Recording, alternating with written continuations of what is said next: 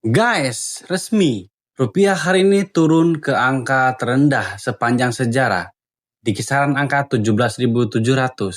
Buat lo yang masih ngandelin gaji biasa, tabungan biasa, ya kan, nyimpen uang di bank, siap-siap uang lo tergerus inflasi. Tapi tenang, jangan panik.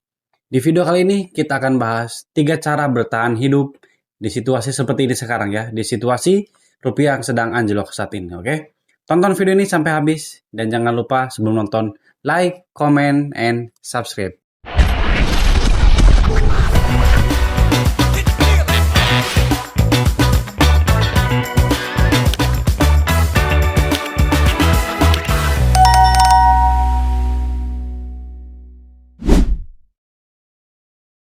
Situasi global saat ini memang sedang tidak menentu. Peperangan di mana-mana, ya kan?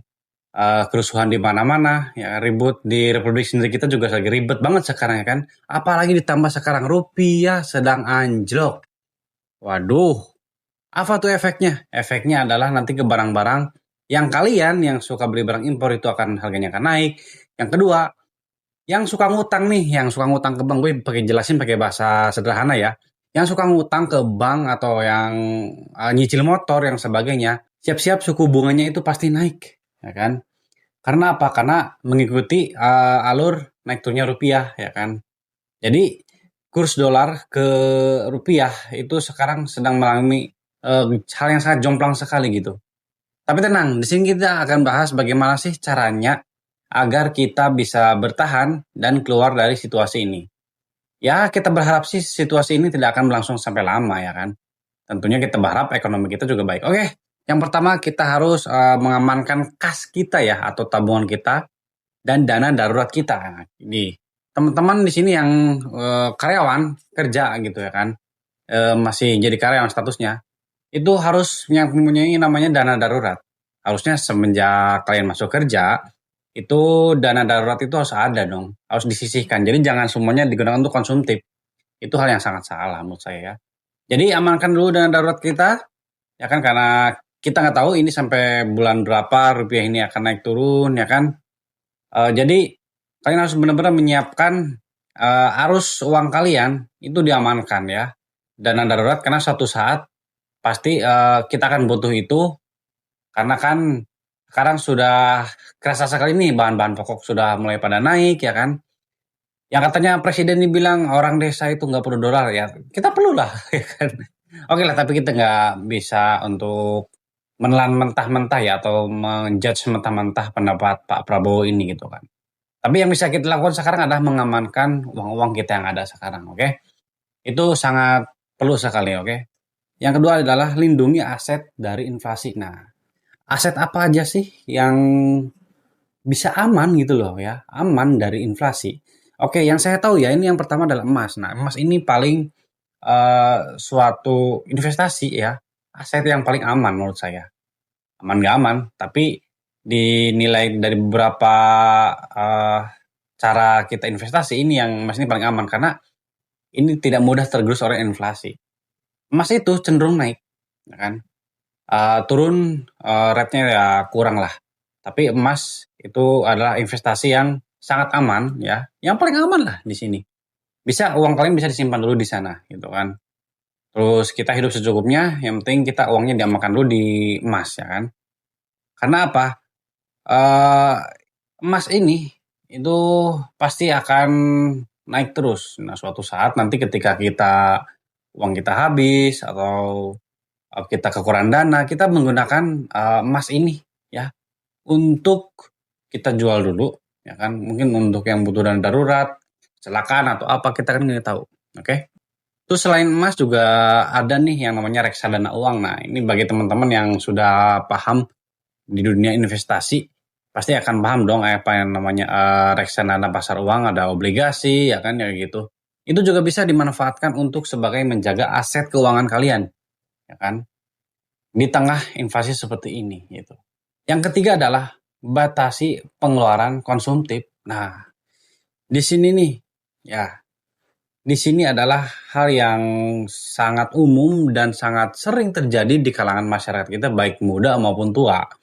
Ya kan apalagi yang sudah berumah tangga. Nah, ini bagi yang muda-muda nih yang belum nikah tapi udah kerja, uangnya banyak. Kurangi konsumtif ya, kurangi pengeluaran konsumtif untuk saat ini. Karena pengeluaran konsumtif ini itu 80% bikin kita boros, boncos dompet kita ya kan. Oke. Jadi untuk situasi saat ini, kita harus pintar-pintar mengolah keuangan, terutama pengeluaran kita. Kita utamakan dulu yang penting-penting deh. Makan oke lah gitu kan. Untuk yang jalan-jalan, mungkin nongkrong yang nggak perlu ya kan, membeli barang-barang yang disfungsi itu kan. Disfungsi itu adalah yang barang-barang yang tidak mengutamakan fungsi. Jadi sekarang kita utamakan kalau mau beli barang, utamakan fungsi dulu, ya kan. Jangan mengutamakan gengsi. Ya, kebanyakan anak muda sekarang kayak gitu. Ya, apalagi di tengah situasi saat ini, ya kan. Inflasi, rupiah anjlok, kita harus benar-benar mengatur alur keluarnya uang. Itu sangat-sangat berpengaruh sekali untuk kehidupan kita ke depannya juga ya kan. Walaupun tidak inflasi, tapi kan untuk pengatur keuangan ya, untuk mengurangi konsumtif, ya itu juga sangat bermanfaat kan sebelum adanya rupiah anjlok seperti ini ya kan. Karena ini baru pertama kali ya maksudnya rupiah anjlok sedalam-dalamnya sepanjang sejarah gitu loh. Cara yang keempat adalah kita mendukung produk lokal. Nah, ini bagi teman-teman yang suka jajan atau beli barang-barang dari Eropa, dari luar ya kan, yang non lokal gitu kan.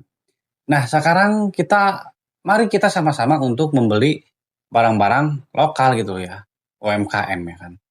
Selain kita membantu mereka, ini juga membantu roda ekonomi dalam negeri agar terus berputar, ya kan. Kalau roda ekonomi kita berputar, insya Allah kita juga aman dari inflasi saat ini gitu kan, dari anjloknya rupiah saat ini. Jadi ini adalah cara yang ampuh juga kita mendorong produk-produk lokal. Ya, nggak semuanya kan kita harus beli barang di luar negeri, nggak dong. Tentunya kan kita juga masih ada barang-barang lokal yang kualitasnya sangat bagus gitu loh ya. Ya di antaranya seperti pangan, pakaian, ataupun gadget. Nah ini gadgetnya kan. Gadget sekarang otomatis pasti harganya naik. Karena suku bunga Amerika juga pasti naik dong. Ya kan? Jadi sekarang kita harus benar-benar paham dan pintar bagaimana sih caranya mengatasi situasi yang sangat tidak menentu saat ini ya kan. Kalau kita pintar, ya kita bisa keluar dari situasi ini, kita bisa bertahan ya kan. Dengan cara-cara yang tadi gitu.